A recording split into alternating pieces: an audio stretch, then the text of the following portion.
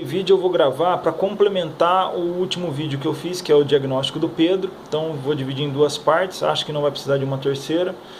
Mas eu queria acrescentar o seguinte: entre a minha esposa ter percebido que o Pedro saiu de um estado muito calmo e foi para um estado agressivo e agitado, e quando ela me falou, nesse período, até a gente ir atrás do neuro e na sequência atrás de uma pediatra especializada em autismo ortomolecular, eu não aceitei, tá? Então eu queria complementar com essa informação, porque eu vou gravar depois um vídeo para os pais entenderem a importância de apoiar as esposas nesse sentido.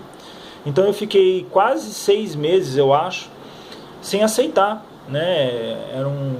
Eu estava esperando tanto aquele menino, né, depois da Bruna e depois da Bianca, né, e aí vem a notícia de que é um menino. Não que eu fizesse preferência, na verdade eu fiz quando era a Bruna, a primeira, mas graças a Deus que veio a Bruna, e aí veio um menino, aí eu fiquei todo feliz, né, e aí eu não queria aceitar de jeito nenhum, principalmente quando eu li o que significava autismo. Eu falei, não, você deve estar enganado e tal, e aí até no vídeo eu compartilho que o pediatra dos nossos filhos, ele falou, não, isso é coisa de mãe e tal, e aí isso me confortou, fortaleceu a minha opinião de que não era nada, de que o Pedro não tinha, era só uma fase. E aí depois vem a história, que eu já contei no outro vídeo, falando que onde o neuro detecta rapidamente, né, só que não nos dá nenhum tipo de esperança. Não que a nossa esperança tenha que estar em médicos, mas Deus nos deu os médicos para poder trabalhar na nossa vida.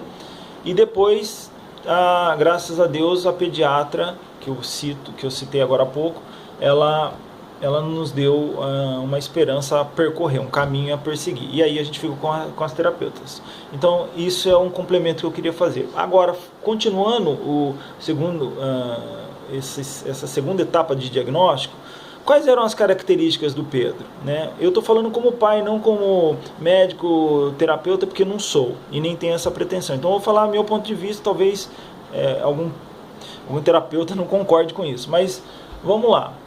O Pedro, ele não olhava nos olhos, ele não apontava com o dedinho, ele pegava a nossa mãozinha e ia até o local que ele queria. Ele se tornou muito agressivo, como eu já falei, ao ponto de eu chegar um dia do serviço e ver minha esposa agachada no chão, e eu não estava entendendo porque ela estava agachada no chão, no quintal ali. Aí quando eu vi, o Pedro estava por baixo dela, pegando pelo cabelo dela assim, e era tão forte, e ela não queria tornar aquela situação mais agressiva, que ela foi tentando acalmar ele, sem tentar tirar tirar as mãos dele do cabelo dela. E aí, sem saber, eu puxei ela assim, puxei ele para lá, separei os dois, fiquei bem nervoso naquela ocasião.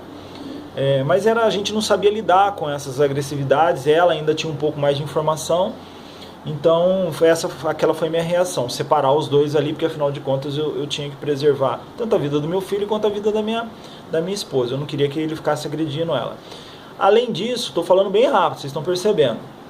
Além disso, a gente chamava, ele não olhava, né? E a gente sabe que tem o Bera, que é um dos exames que pode ser feito, até acho que deva ser feito mesmo, para tirar a dúvida. A gente chamava, ele não olhava, como eu disse, não olhava nos olhos, brincava sem função, enfileirava tudo, né? Andava na pontinha dos pés, não falava, né? Tinha alguns flaps, tinha algumas estereotipias. Flaps é as mãozinhas balançando, ou o corpo mesmo, né, ou a cabeça, estereotipia também. Balbuciava coisas, né, e não tinha função nas brincadeiras, não brincava com a gente. Então essas coisas são muito importantes, né. Outra coisa importante também que a gente percebeu é que a sensibilidade dele no tato era interessante, porque teve uma vez que ele colocou o pé no forno da minha sogra, e eu vi que o forno estava ligado, mas ele continuou com o pé lá, e quando eu fui ver, o pezinho estava vermelho, não chegou a queimar, né? Mas estava bem quente. Então a gente percebeu que ele tinha essa sensibilidade muito forte. Também, num dia de frio, ele saiu só de cueca e ficou na chuva e no frio, muito frio. E aquilo lá foi muito triste também, né? A gente vê aquela situação e ele parado. Outra coisa que a gente viu nele é que ele rodava muitas vezes em torno de si mesmo, né? Outra coisa que a gente percebeu é que ele batia a cabeça. Eu vi ele bater a cabeça várias vezes no sofá, na beirada do sofá, assim. Como se achava que queria chamar a atenção, alguma coisa assim, mas não era, né? Era totalmente sem sentido, como se estivesse numa outra dimensão. E continuava batendo. Aí parava, girava, voltava, batia a cabeça e batia a cabeça também no chão. Deitava no chão de barriga para cima e ficava batendo a cabeça muitas vezes. Isso minha mãe relatou muitas vezes, eu vi muitas vezes. Então essas foram algumas coisas. Não tinha atenção compartilhada, né? Atenção compartilhada é quando a gente forma aquele triângulo, né? Eu e a criança e o objeto ou a brincadeira que ela está fazendo, né? Então ela tem interesse em mostrar aquela brincadeira pra gente. Ele não fazia isso também, né?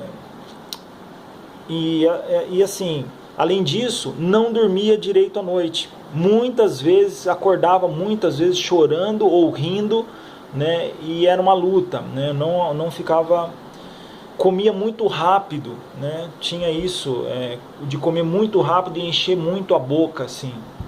Depois eu vou falar em outro momento sobre cada um desses pontos, né? Mas eu queria deixar esse relato para vocês de como de características que o Pedro teve, que pode ajudar você aí a identificar